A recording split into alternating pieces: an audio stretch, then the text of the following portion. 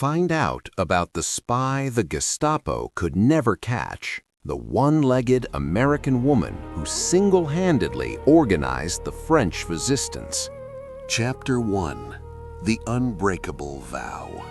Heavy mahogany doors closed behind her with a dull, final thud that echoed in the sterile corridor of the United States Department of State. A clock with a brass pendulum ticked steadily, relentlessly, measuring the seconds that seemed to freeze in the thick air, saturated with the scent of wax and expensive cigars. Washington in the late 30s was a city of men, a city of suits, briefcases, and closed offices, to which women had access only as typists or ornaments. Virginia Hall had no intention of being either one or the other.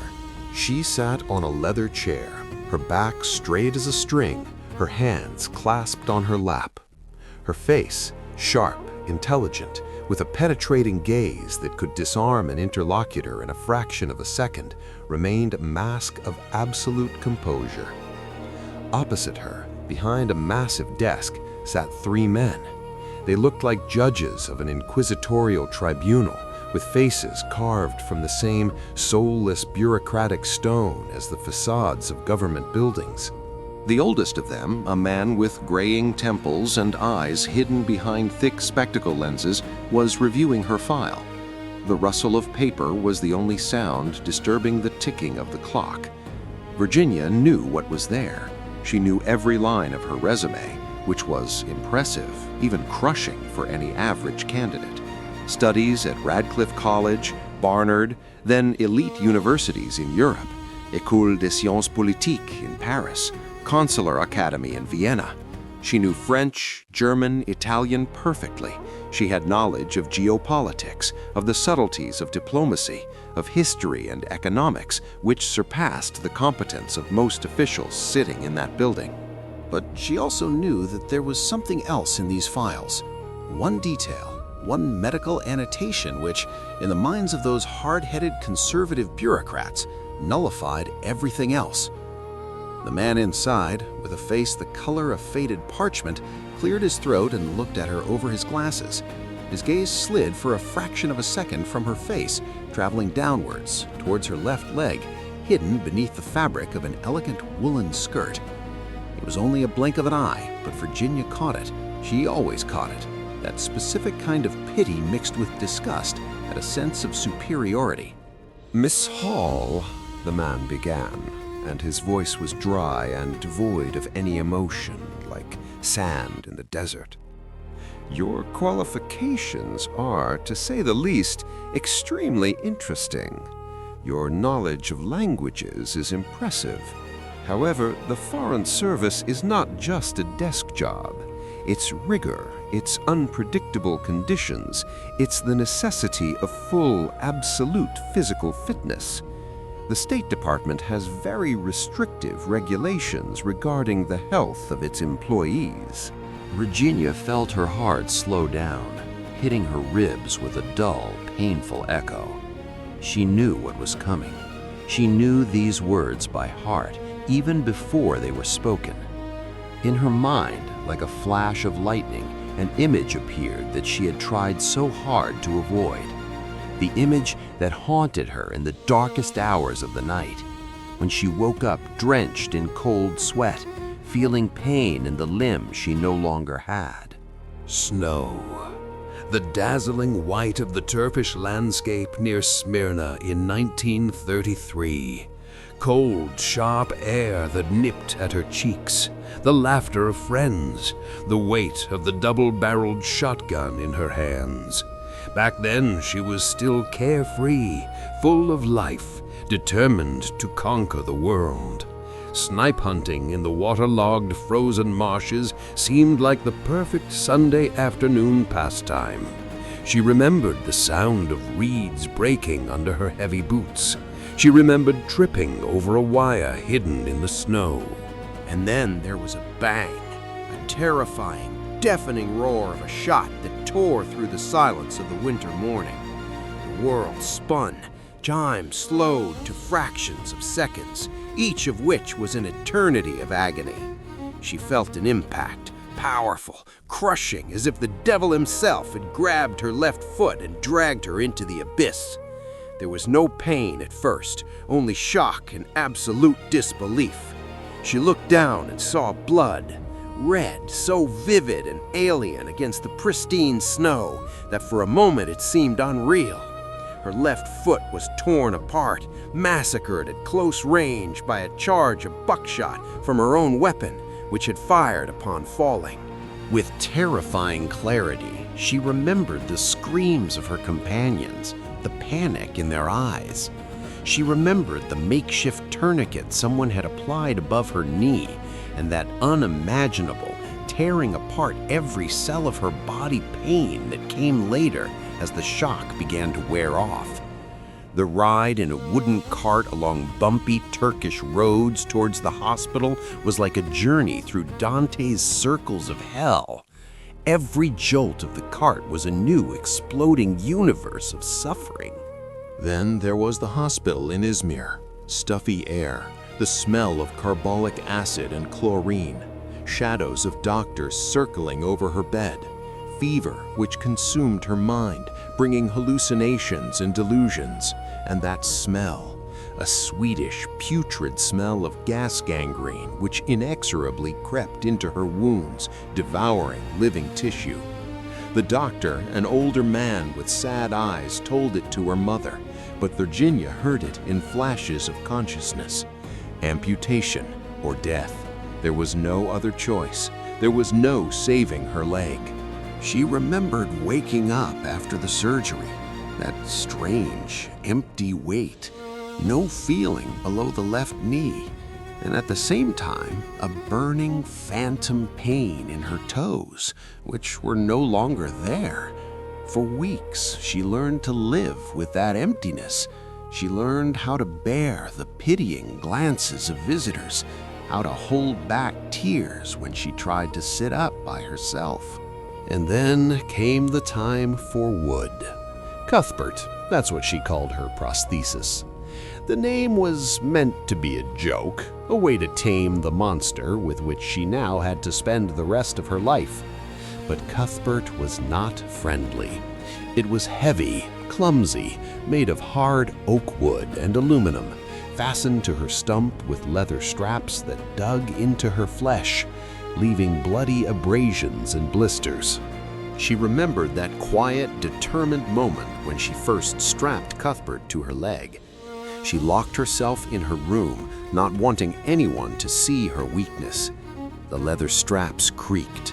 The wood was cold and alien. She leaned against the edge of the bed, clenched her teeth so hard her jaw went numb, and tried to stand up. She fell.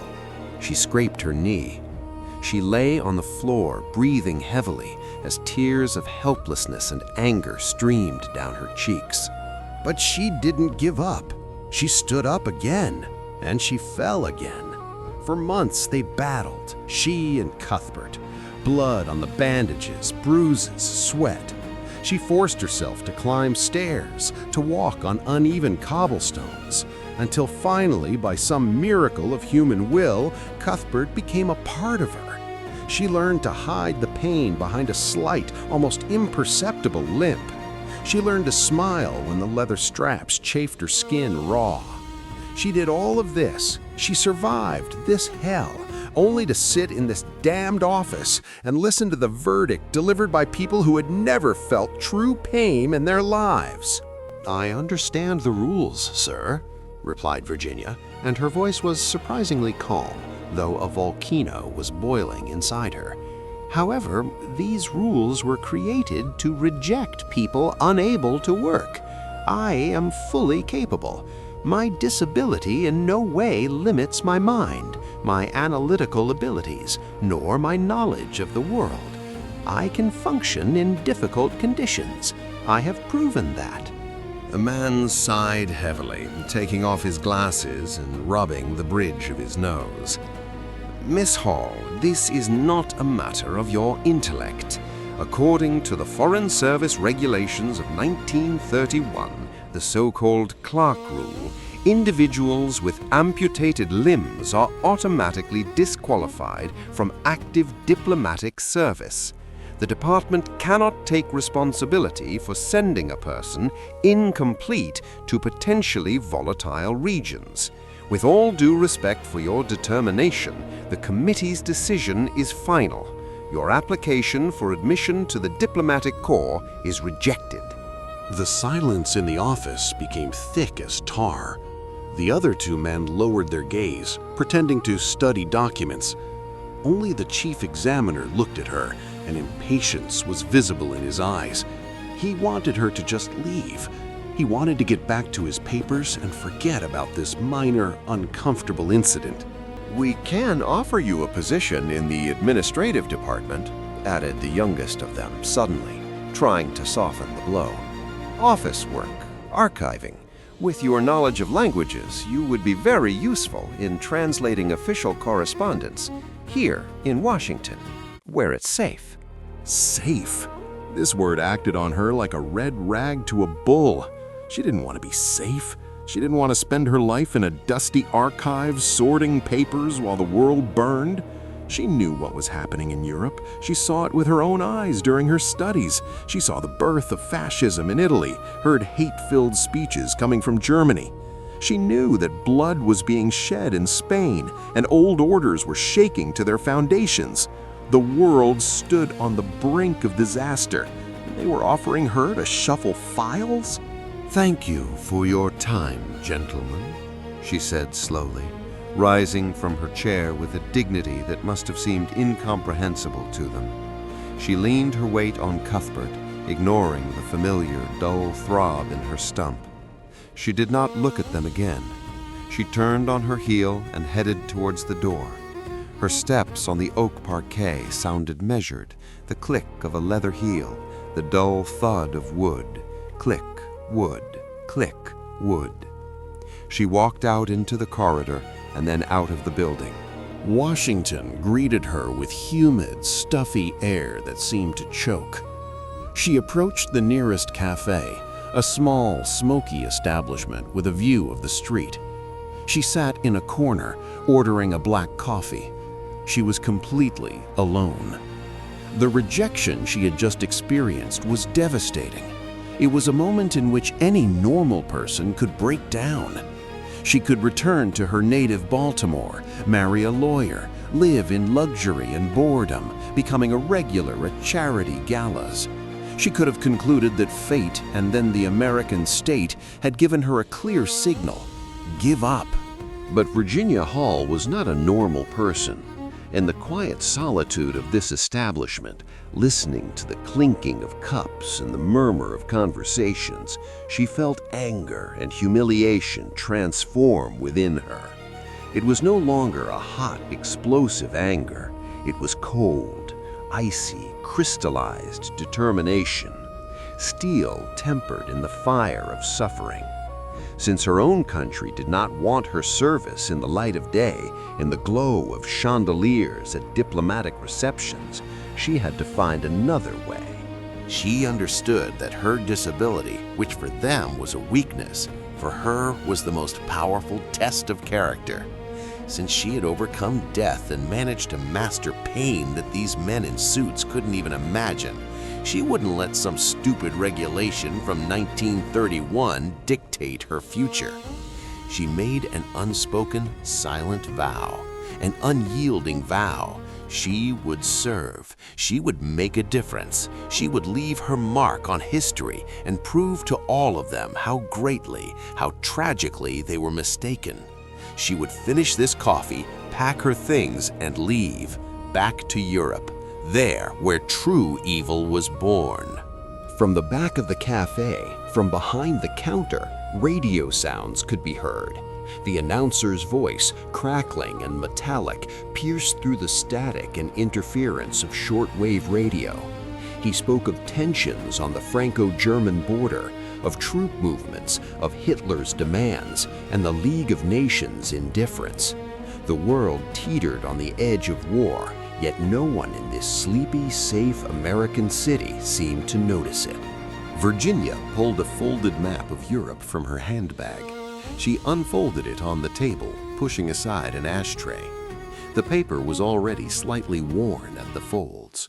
Her fingers wandered over the contours of countries, over the lines of borders that would soon be washed away by the blood of millions. France, her beloved France. She looked at the map with new sharpness. She was no longer looking for embassies or consulates on it. She was looking for shadows. She was looking for danger. She sought another way, a path beyond protocol, beyond official channels. Since the system had shut the main door on her, she would enter through the window, break in through the basement, do whatever was necessary. Her wooden leg might disqualify her from carrying the ambassador's briefcases, but deep down she knew that in the coming darkness, in the dirty war that hung in the air, more than a pair of able legs would be needed. Minds capable of calculation in the face of death would be needed. Hearts that could not be broken. She folded the map, finished her already cold coffee, and stood up. When she stepped out onto the street, her step was surer than ever before. She smiled faintly to herself. God help those who stand in her way. They didn't know yet who they were dealing with.